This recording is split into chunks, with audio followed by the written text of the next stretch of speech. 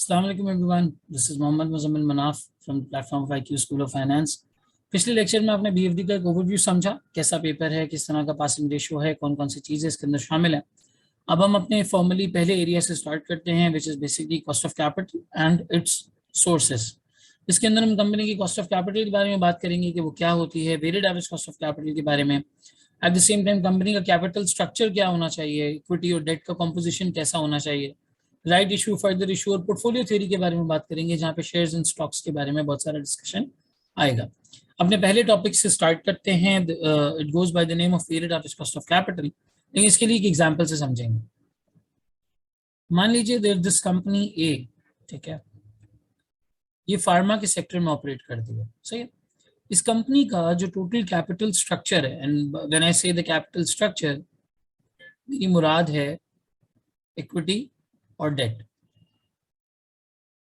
वैसे आप कैपिटल सिर्फ उनको कहते थे अकाउंटिंग में जो ordinary share holders shares provide करते हैं, लेकिन फाइनेंशियल मैनेजमेंट की दुनिया में कैपिटल स्ट्रक्चर से मुराद हर वो आइटम है, हर वो कैपिटल स्ट्रक्चर का आइटम है जिसके ऊपर आपको कोई रिटर्न जनरेट करके देना होता है।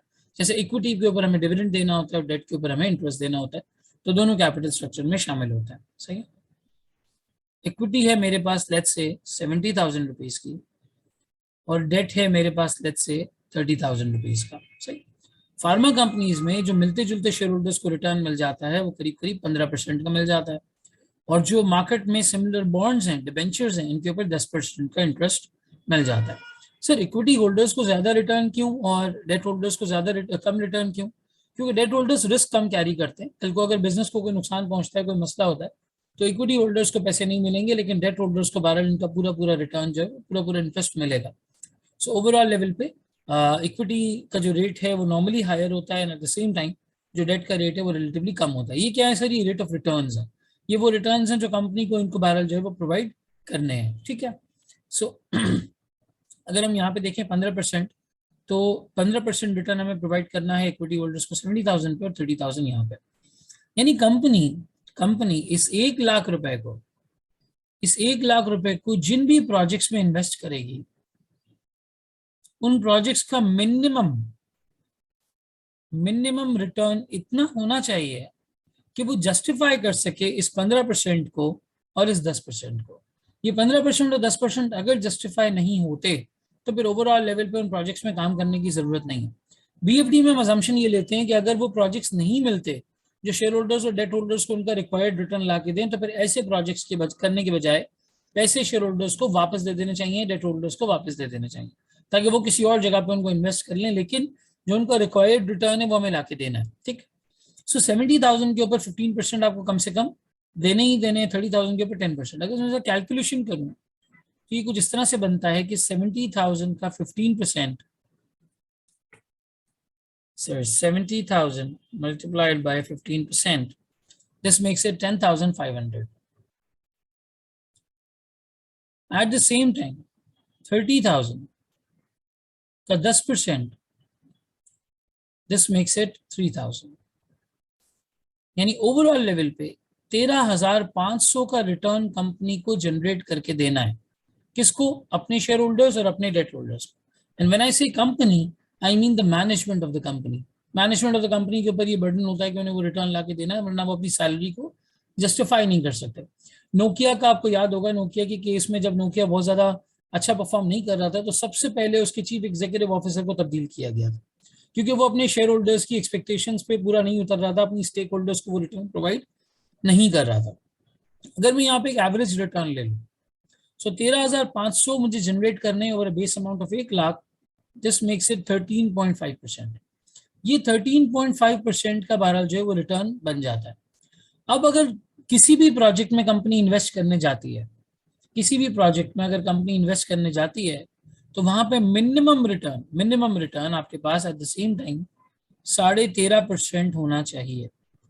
अगर 13.5% रिटर्न है, इससे ज्यादा है या 13.5% है, तो आप एक्सेप्ट करेंगे, और अगर 13.5% से कम है तो फिर आप बहरहाल जो है वो इसको रिजेक्ट करके उन्हें पैसे वापस दे देंगे, अगर आपको और कोई अपॉर्चुनिटी नहीं मिलती।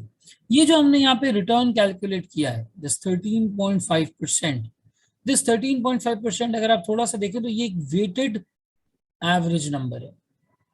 क्यों सर, क्यों वेटेड एवरेज नंबर है? देखो ये एक सोर्स ऑफ कैपिटल है, इक्विटी, ये दूसरा सोर्स ऑफ कैपिटल है, डेट। इन दोनों की ही कोई ना कोई कॉस्ट है। कॉस्ट से मुराद इन्हें एक रिटर्न प्रोवाइड करके देना है। हमने इन दोनों रिटर्न्स की वेटेड एवरेज अमाउंट यहां पे ले लिया 13,500, और ये रेट हमारा weighted average cost of capital बन जाता है। सर कैसे? लिटरली वर्ड बाय वर्ड अगर हम समझें तो 70,000 और 30,000 ये दोनों हमारा टोटल कैपिटल बन जाता है। 10,500 और 3,000 ये इन दोनों कैपिटल की कॉस्ट बन जाती है, क्योंकि इतना रिटर्न आपको इनको लाके देना ही देना है। तो हमने इसका एक वेटेड एवरेज निकाल लिया कि भाई अगर इस 1,00,000 रुपए की यूटिलाइज कर रहे हैं तो कम से कम 13.5% रिटर्न लेके आए, क्योंकि उसी 13.5% के अगेंस्ट हम अपने डेट होल्डर्स और अपनी इक्विटी होल्डर्स को पैसे प्रोवाइड कर पाएंगे, रिटर्न प्रोवाइड कर पाएंगे। अगर नहीं कर पाएंगे तो वो पैसे कंपनी से निकाल लेंगे, और एक अच्छी मैनेजमेंट होने के नाते अगर हम वो रिटर्न नहीं दे तो हमें पैसे उनको बहरहाल वापस कर देने चाहिए। सर कंपनीज दो ही तरह की डिसीजन ले रही होती है, एक इन्वेस्टिंग डिसीजन, दूसरा फाइनेंसिंग डिसीजन।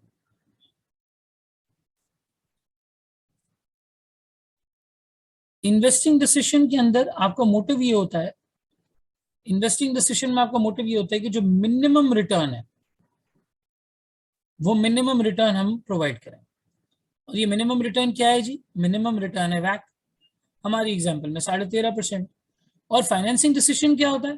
क्योंकि देखो जितना ज्यादा रिटर्न होगा उतना मैनेजमेंट के लिए लाना मुश्किल होगा। अगर 13.5% रिटर्न लेके आना है और मैनेजमेंट के लिए मुश्किल हो रही है तो जाहिर सी बात है उसमें एफर्ट लगता है, सेल्स लेके आना, कॉस्ट को कम रखना, कम से कम सैलरीज पे लोगों को हायर करना, ट्रेनिंग की कॉस्ट सबसे कम रखना, टैक्सेस को मैनेज करना कि किसी तरीके से उनको प्लान करके कम से कम किया जाए। जितनी अच्छी परफॉर्मेंस होती है मैनेजमेंट उतना अच्छा रिटर्न जनरेट करके देती है, लेकिन बहुत बड़ा रेट मैनेजमेंट के लिए मेहनत का बाइस भी बनता है। तो उनकी कोशिश होती है कि वो अपने इस वैक को, इस रेट ऑफ रिटर्न को लोएस्ट पॉसिबल हद तक जो है वो रख सके, लोएस्ट पॉसिबल एक्सटेंड तक रख सके, ताकि उन्हें कम से कम मेहनत करनी पड़े, वो ज्यादा से ज्यादा रिटर्न ला सके। आपका तकरीबन 35% BFD का से एरिया इन्वेस्टिंग डिसीजन पे है कि किस प्रोजेक्ट में इन्वेस्ट करें किस में ना करें, और 35% एरिया आपका तकरीबन फाइनेंसिंग डिसीजन पे है कि वो कौन सा कैपिटल का मिक्स होना चाहिए, कितनी इक्विटी होनी चाहिए, कितना डेट होना चाहिए कि कम से कम हमारा वैक हो सके। सर बड़ा आसान सा जवाब है, आप इतनी टेंशन ले रहे हैं, सारा डेट ही ले ले सर, डेट तो 10% रेट है, कम से कम मिलेगा। ऐसा नहीं है, जब तक डेट थोड़ा होता है तो बैंक आपको एक छोटे रेट पर डेट प्रोवाइड करता है, लेकिन जैसे ही डेट का एक्सटेंड इंक्रीज होता चला जाता है, आप एक के बाद दूसरा, दूसरे के बाद तीसरा लोन लेना शुरू करते हैं, वैसे वैसे ये इंटरेस्ट बढ़ता चला जाता है। जैसे आज अगर मैं फॉर एग्जाम्पल अपनी कार लोन के लिए अप्लाई करूं तो हो सकता है मुझे 8-9% पे कार लोन मिल जाए, लेकिन वो एक ऑलरेडी मेरे ऊपर बर्डन है। अब अगर मैं घर के लिए अप्लाई करूंगा, घर के लोन के लिए भी अप्लाई करूंगा, तो वो उस बर्डन को इवेल्युएट करके थोड़ा सा इंटरेस्ट रेट बढ़ा देंगे। फिर उसके बाद में किसी और बिजनेस लोन के लिए अप्लाई करूंगा तो उस पर ज्यादा इंटरेस्ट लेंगे कि यार आप एक बिजनेस इंडिविजुअल है, ऑलरेडी आपके पास घर के लोन की जिम्मेदारी है, ऑलरेडी आपके ऊपर जो है वो कार लोन की जिम्मेदारी है। ठीक है आप कमा तो रहे हैं लेकिन आपके साथ रिस्क जो है वो बढ़ता चला जा रहा है। तो जैसे जैसे लोन बढ़ता जाता है ये जो लोन की डिमांड होती है आपकी यहाँ पे, ये भी बहरहाल जो है वो बढ़ती चली जाती है। तो ऐसा कहीं भी नहीं होगा कि सारा का सारा आप डेट ले लें तो वो लोएस्ट हो जाए। कंपनी ये एक अच्छा मिक्स बनाने की कोशिश करती है कि भाई मेरा जो ये डेट का पोर्शन है इस तरह से हो और इक्विटी का पोर्शन इस तरह से हो कि मेरा वैक ओवरऑल लेवल पे लोएस्ट होना चाहिए। सर वैक क्या है? सिंपल और सादा जबान में वैक वो रेट ऑफ रिटर्न है जो आपको अपने फाइनेंस प्रोवाइड करने वालों को, कैपिटल प्रोवाइड करने वालों को रेट्स करके देना है। यानी सर इस एग्जांपल से एक बात समझ में आई कि हम एक वैक को एक पर्टिकुलर फॉर्मूले के तौर पे लिख सकते हैं, बिल्कुल लिख सकते हैं।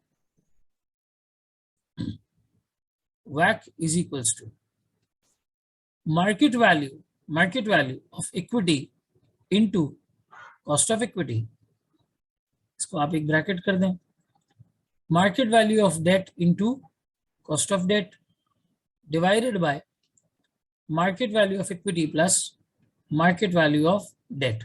सर ये क्या किया आपने? वन बाय वन इसके कंपोनेंट को समझते हैं।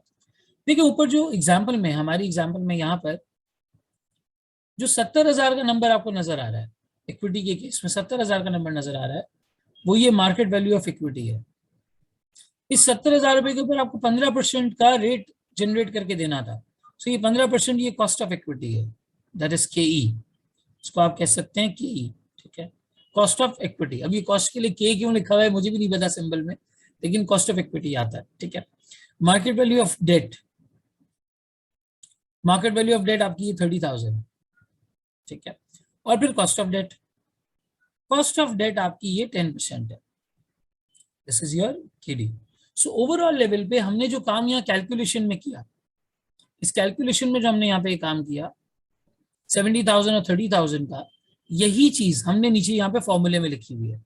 और फिर जब आपने उसको एवरेज किया, 1 लाख से डिवाइड किया, तो वो 1 लाख रुपए ये दोनों मिला के थे, तो आपका मार्केट वैल्यू ऑफ इक्विटी और मार्केट वैल्यू ऑफ डेट।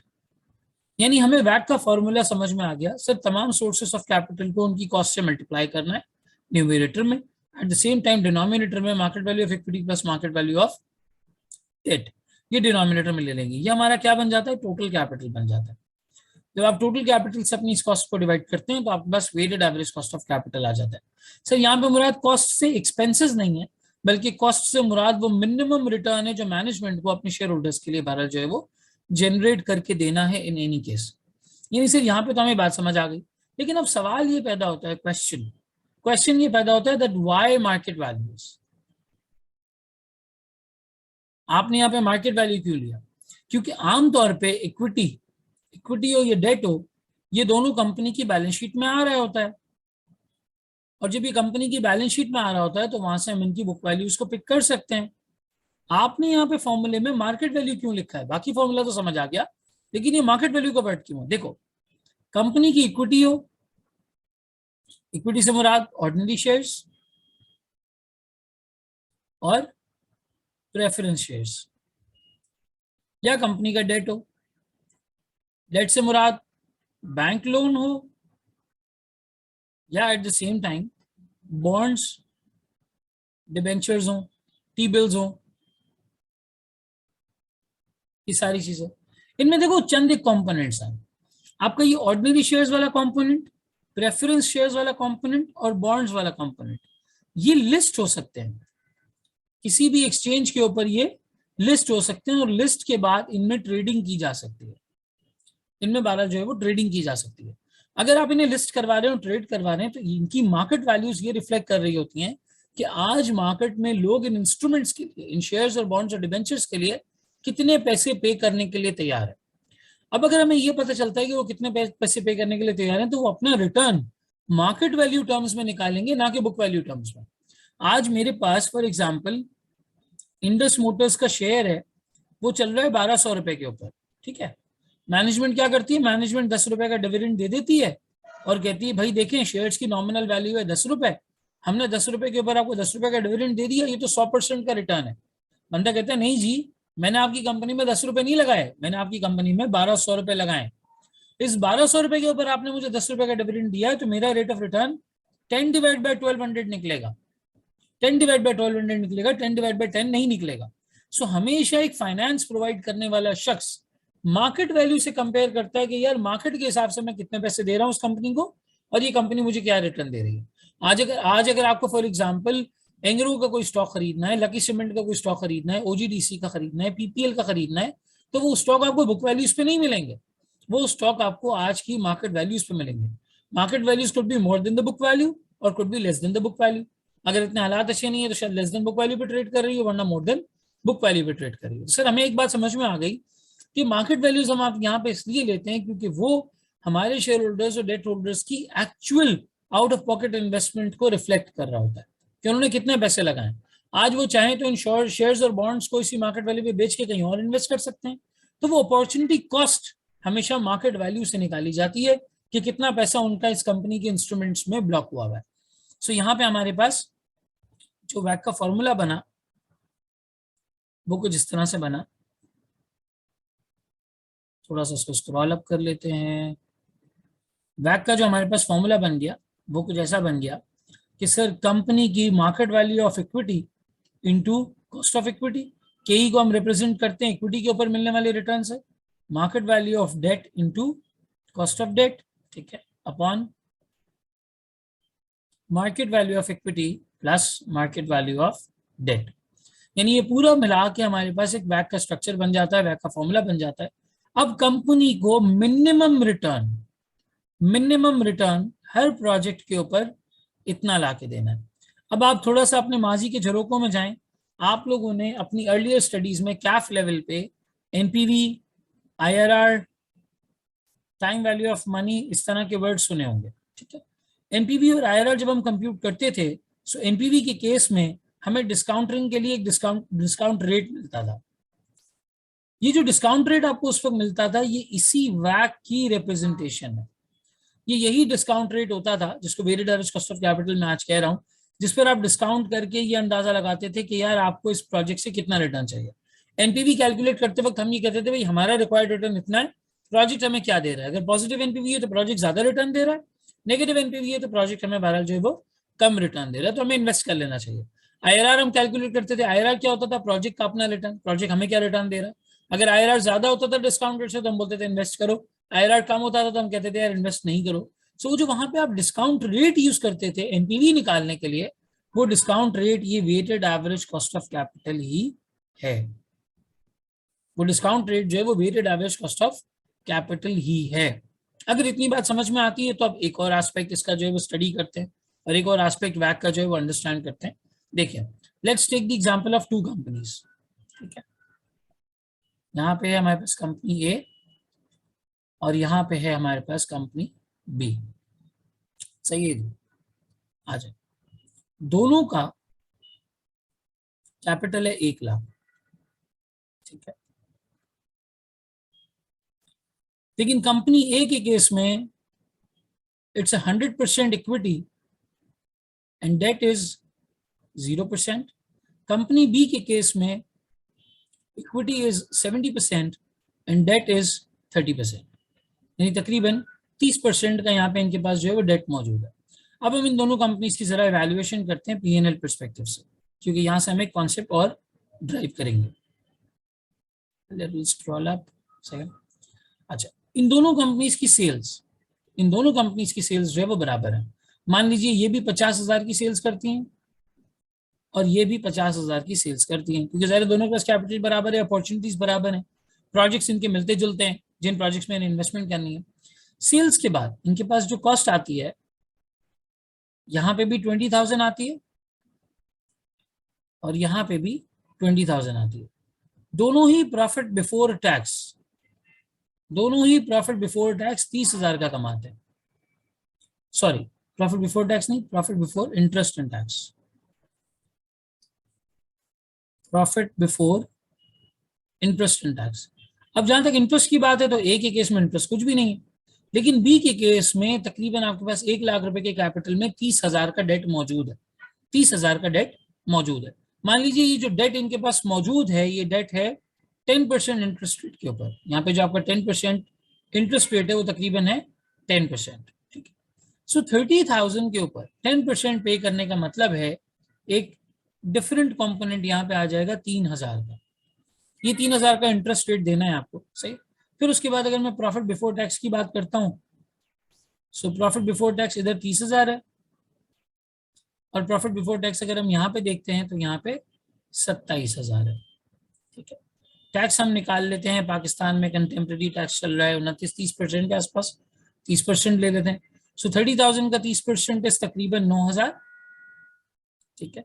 27,000 का 30% हम निकाल लेते हैं, कैलकुलेटर है हमारे पास, 30% इज 8,100, सही, 8,100। सो कुल मिला के अगर मैं थोड़ा सा यहाँ पर देखूं तो मेरे पास प्रॉफिट आफ्टर टैक्स आ जाता है 21,000 का, और यहाँ मेरे पास प्रॉफिट आफ्टर टैक्स आ जाता है 27,000 18,900 का, 18,900 का, सही है। ऑल राइट, 18,900 का आ जाता है। सो अब मैं यहाँ पे डिविडेंड दे सकता हूँ पूरा का पूरा 21,000 का, ये मेरे शेयर होल्डर्स का पैसा है, और यहाँ पे एट द सेम टाइम मैं आपके पास डिविडेंड दे सकता हूँ 18,900 का, ठीक है। 18,000 का डिविडेंड जो मैं यहाँ दे सकता हूँ, माइनस इन दोनों कंपनीज की एग्जाम्पल को हमने स्टडी किया। अब थोड़ा सा एक चीज गौर से देखना, एक चीज को बड़ा गौर से देखना है यहाँ पे मैंने अपने इक्विटी होल्डर्स को 21,000 रुपए दिए, 21,000, सही है, इसको हाईलाइट कर लेते हैं। यहाँ पे हमने डेट होल्ड अपने इक्विटी होल्डर्स को 21,000 रुपए दिए, 21,000 रुपीज। लेकिन यहाँ पे नोट कीजिएगा, कंपनी बी के केस में मैंने 18,900 रुपए एक दिए अपने इक्विटी होल्डर्स को, और डेट होल्डर्स को मैंने दिए 3,000 रुपए। ठीक है, डेट होल्डर्स को मैंने दिए 3,000 रुपए। अगर मैं एक लम्हे के लिए इसको इस तरह से कैलकुलेट करता हूं, तो ये मेरे पास 3,000 और ये मेरे पास 18,900, अगर मैं इनका टोटल निकालता हूँ 18,900 प्लस 3,000, दिस मेक्स इट 21,900। 21,900 यानी कंपनी ए ने, एग्जाम्पल को गौर से देखिएगा, कंपनी ए ने अपने स्टेक होल्डर्स को, स्टेक होल्डर्स में दोनों आ जाते हैं, डेट और इक्विटी दोनों आ जाते हैं, कंपनी ए ने अपने स्टेक होल्डर्स को डेट और इक्विटी मिला के 21,000 दिए। डेट तो वहां था ही नहीं सर, इक्विटी होल्डर्स को ही दिया। कंपनी बी ने बिल्कुल ऐसे ही अपने स्टेक होल्डर्स को, यानी इक्विटी और डेट होल्डर दोनों को मिला के 21,900 रुपए दिए। यानी अगर मैं डिफरेंशिएशन देखूं, थोड़ी सी दोनों के बीच में डिफरेंस देखूं, तो यहां मुझे एक चीज नजर आती है कि इधर 900 रुपए का डिफरेंस है, और ये 900 रुपए कंपनी बी ने ज्यादा प्रोवाइड किए हैं अपने कैपिटल प्रोवाइडर्स को। कंपनी बी का रिटर्न बहरहाल जो है वो ज्यादा है, कंपनी ए का कम है। ऐसा क्यों? अगर आप गौर से देखें तो इन दोनों के टैक्स के नंबर में आपको फर्क नजर आएगा। यहाँ 9,000 रुपए टैक्स है और यहाँ 8,100 रुपए टैक्स है। ये जो 900 रुपए इधर आपके पास बच रहे हैं, ये 900 रुपए क्या है? ये 900 रुपए बेसिकली आपने अपने टैक्स में सेव कर लिए। Why? Because interest expense is an allowable expense for tax. Tax वाला बोलता है ठीक है भाई तुम इसको क्लेम कर लो और जो बच जाए उसके बाद प्रॉफिट पे मुझे टैक्स देना। जबकि यहां पर अगर हम देखते हैं डिविडेंड वाले केस में, तो dividend is not an allowable expense, it is not an allowable expense, ये अलाउ नहीं है। सो 900 रुपए की एक टैक्स सेविंग आ गई, किस केस में? कंपनी बी के केस में, क्योंकि उन्होंने डेट को ऑब्टेन किया हुआ था। यानी मुझे यहाँ पे एक बात समझ में आई कि जो 10% के ऊपर इंटरेस्ट बन रहा था, interest at the rate of 10%, वो बन रहा था 3,000 रुपए हमारी एग्जाम्पल में। लेकिन इस 3,000 रुपए के ऊपर टैक्स का बेनिफिट भी मिला। टैक्स का बेनिफिट मिला 30% का। सर वो 30% कैसे निकालेंगे? 3,000 मल्टीप्लाई बाय 30%। यहां पर आप देखें तो आपको 900 रुपए का बेनिफिट भी मिला। सो जो नेट कॉस्ट आपको आई, नेट कॉस्ट ऑफ इंटरेस्ट या डेट, जो नेट कॉस्ट ऑफ डेट आई आपके पास, वो 2,100 रुपए आई। जेब से 3,000 गए, 900 रुपए टैक्स में बच गए। सो ओवरऑल लेवल पे जो नेट आउटकम आया आपके पास, वो कितना आया? वो 2,100 रुपए आया। अच्छा जी, 2,100 रुपए नेट जेब से निकले, तो जरा सा बात को और आगे बढ़ाते हैं अगर इतना समझ में आ गया तो। सर ये जो 2,100 रुपए जेब से निकले, ये कितने लोन अमाउंट के ऊपर निकले? भाई लोन का अमाउंट था मेरे पास एट द सेम टाइम 30,000, और जो मेरे जेब से नेट आउटफ्लो गया, वो गया 2,100 रुपए का। ठीक है, तो अगर मैं 2,100 को डिवाइड करता हूं 30,000 से, 2,100 डिवाइडेड बाय 30,000 से, सो मेरे पास नेट कॉस्ट कितनी आती है? सर 2,100 को आप डिवाइड कर दें 30,000 से, सो ये बन जाती है आपके पास 7%। मेरी जो यहाँ पे नेट कॉस्ट आई वो कितनी आई जी? 7% आई। बज़ाहिर तो 10% नजर आ रही थी, यहाँ देखिएगा, बज़ाहिर तो ये 10% नजर आ रही थी, लेकिन अब यहाँ देखते हैं तो ये 7% नजर आ रही है। इस 7% का क्या मतलब? इस 7% का बेसिकली ये मतलब है कि नेट मेरे जेब से 2,100 रुपए निकले हैं। तो क्या मैं ये कह सकता हूं कि हमेशा इंटरेस्ट के ऊपर मुझे 1 माइनस टैक्स रेट, यानी कि 1 माइनस टी का बेनिफिट मिल जाता है? बिल्कुल मिल जाता है।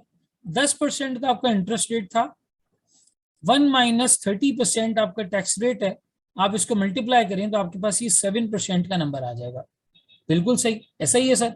नेट तो मेरे जेब से इतने निकल रहे हैं। यानी कंपनी को अब अगर प्रोजेक्ट से पैसे कमाने हैं तो कंपनी को 3,000 नहीं कमाने, कंपनी अगर 2100 भी कमा लेगी तो 2100 में भी वो ओवरऑल लेवल पे एक अच्छा फायदा अपने डेट होल्डर्स को प्रोवाइड कर सकती है, and debt holders will be happy from it कि ठीक है यार तुम 2100 ही कमा लो, हमें 3,000 दे देना, 900 रुपए तुम्हारे टैक्स में बच जाएंगे, नेट तुम्हारी जेब के ऊपर 2100 रुपए की ही बहरहाल हिट आएगी। तो कंपनी के ऊपर सॉर्ट ऑफ एक रिडक्शन आ गई, एक रिड्यूस हो गया कंपनी के ऊपर जो नंबर है। सो यहाँ पे हमें ये समझ आया कि भाई debt is allowable for tax purposes, tax की कैलकुलेशन के लिए डेट अलाउएबल है, डिविडेंड इज नॉट अलाउएबल, ठीक है, dividend is not allowable, hence there is a tax benefit on the interest cost, interest की कॉस्ट के ऊपर एक टैक्स का बेनिफिट आ गया। तो क्या सर हमें वैक के फॉर्मूले को थोड़ा सा रिवाइज करना चाहिए? बिल्कुल करना चाहिए, ये 1 मिनट दीजिएगा बस। हाँ, हमें क्या वैक के फॉर्मूले को डिसाइड जो है वो रिवाइज करना चाहिए? बिल्कुल करना चाहिए सर। नॉर्मली अगर वैक विदाउट टैक्स है, यानी अगर एग्जामिनर आपको सवाल में कोई भी चीज रिगार्डिंग टैक्स नहीं बताता, कहते नहीं जी टैक्स की कोई बात ही नहीं है, तो फिर आप क्या करेंगे, आपका वैक का फॉर्मूला बन जाएगा वैक is equals to market value of equity into cost of equity, जैसे कि हमने वहां पढ़ा, plus market value of debt into cost of debt divided by market value of equity plus market value of debt. अगर मैं वैक with tax करना चाहूं तो वैक विद टैक्स, अगर मैं वैक विद टैक्स करना चाहूं तो फिर से थोड़ा सा फॉर्मूला चेंज हो जाएगा, ये हो जाएगा वैक इज इक्वल्स टू, यानी कि weighted average cost of capital is equals to market value of equity into cost of equity plus market value of debt into cost of debt into 1 minus T into 1 minus T. ये 1 minus T मैंने क्यों लगाया sir? ये 1 minus T मैंने इस वजह की बिना पर लगाया, ये जो हमने यहाँ पे नोट लिखा हुआ है कि एक टैक्स का बेनिफिट मिलता है इंटरेस्ट कॉस्ट के ऊपर, तो हमने इसको नेट ऑफ टैक्स कर दिया, यानी टैक्सेस में से इंपैक्ट निकाल दिया। सही है। अब मैं अगर इस फॉर्मूले को यहाँ कंप्लीट करूं तो ये बन जाएगा आपका market value of debt plus market value of equity. पूरा कैपिटल स्ट्रक्चर डिनोमिनेटर में आ गया और न्यूमरेटर में सारी चीजें आ गई। यानी सर अगर एग्जामिनर हमें सवाल में टैक्स दे रहा है, कह रहा है कंपनी का टैक्स रेट 30% है, 29% है, 28% है, तो हमें वैक इस तरह से कैलकुलेट करना है। और अगर हमें वो सवाल में टैक्स नहीं दे रहा तो फिर हमें वैक को इस तरह से कैलकुलेट करना है, market value of equity, market value of debt, market value cost of equity, cost of debt. ठीक है, यहाँ पे 1 माइनस टी का एडिशनल कॉम्पोनेंट, ये वाला कॉम्पोनेंट आएगा, रीजन बीइंग क्योंकि एक टैक्स का बेनिफिट हमें उसके ऊपर मिल जाता है। अब अगर आप यहां से देखें तो वैक से 4 चीजों की शाखें और निकल आई हैं, इस वैक के फॉर्मूले की वजह से 4 चीजें हमारे पास और आ गई हैं, 4 कंपोनेंट्स, 4 कंपोनेंट्स हैं जिनसे मिलके हमारे पास वैक का फॉर्मूला बन रहा है। एक market value of equity,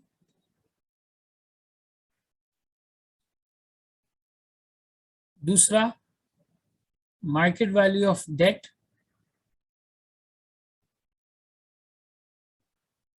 examiner जी सवाल में निकाल के नहीं देगा, ये हमें खुद कैलकुलेट करना होगा कि इक्विटी की मार्केट वैल्यू कैसे कैलकुलेट होती है और डेट की मार्केट वैल्यू कैसे कैलकुलेट होती है, ये दोनों चीजें निकालना सीखेंगे। इसके अलावा cost of equity and cost of debt, ये भी हम निकालना सीखेंगे। So component number 1, component number 2, component number 3 and component number 4, market value of equity, cost of equity, market value of debt, cost of date.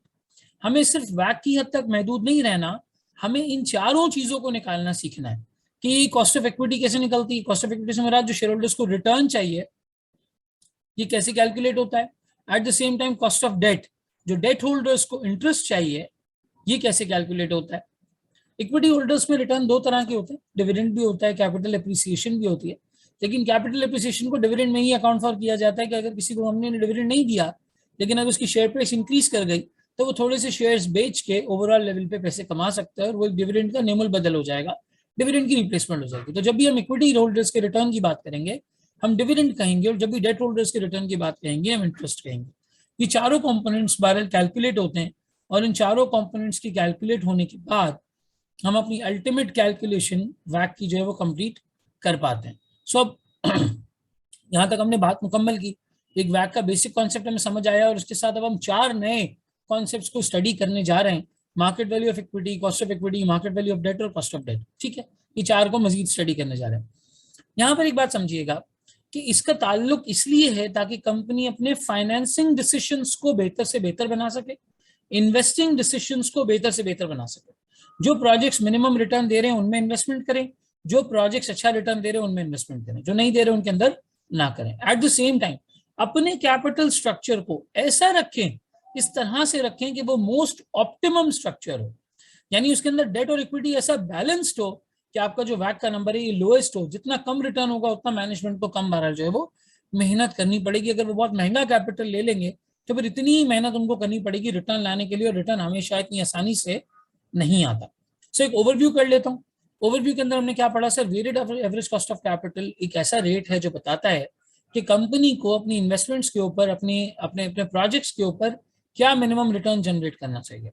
Weighted average cost of capital में word capital का मतलब finance की sources हैं।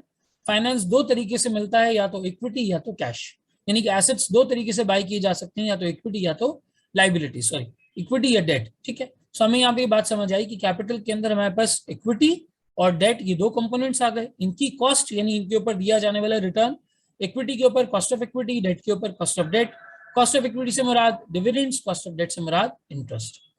इन तमाम चीजों को weighted average form में लेना weighted average cost of capital कहलाता है, जिसमें हम दोनों की एवरेज ले लेते हैं। और फिर डेट के ऊपर हमें टैक्स का बेनिफिट भी मिलता है। तो जब हम टैक्स के नंबर्स के साथ कंप्यूट कर रहे होते हैं तो वैट में एक 1 - t की अजम्पशन आ जाती है, 1 - t का एक एडिशनल कंपोनेंट आ जाता है। और फिर हम अपने weighted average cost of capital को जो है वो बहरहाल कैलकुलेट करते हैं। इससे हमें मदद मिलती है प्रोजेक्ट्स को सिलेक्ट करने में, इन्वेस्टमेंट्स को सिलेक्ट करने में, ताकि हम सही इन्वेस्टमेंट्स को सिलेक्ट कर सकें। सो अब अगली वीडियो के अंदर आपको इसकी क्वेश्चंस और इलस्ट्रेशंस मिल जाएंगी, और इन क्वेश्चंस और इलस्ट्रेशंस से हम वैक की प्रैक्टिस करते हैं। उसके बाद फिर हम इन 4 कंपोनेंट्स के ऊपर आएंगे, जिसमें market value of equity, cost of equity, market value of debt और कॉस्ट ऑफ डेट आता है। ठीक है जी, तो ये हमारा वैक का कॉन्सेप्ट यहाँ पे अल्हम्दुलिल्लाह मुकम्मल हुआ।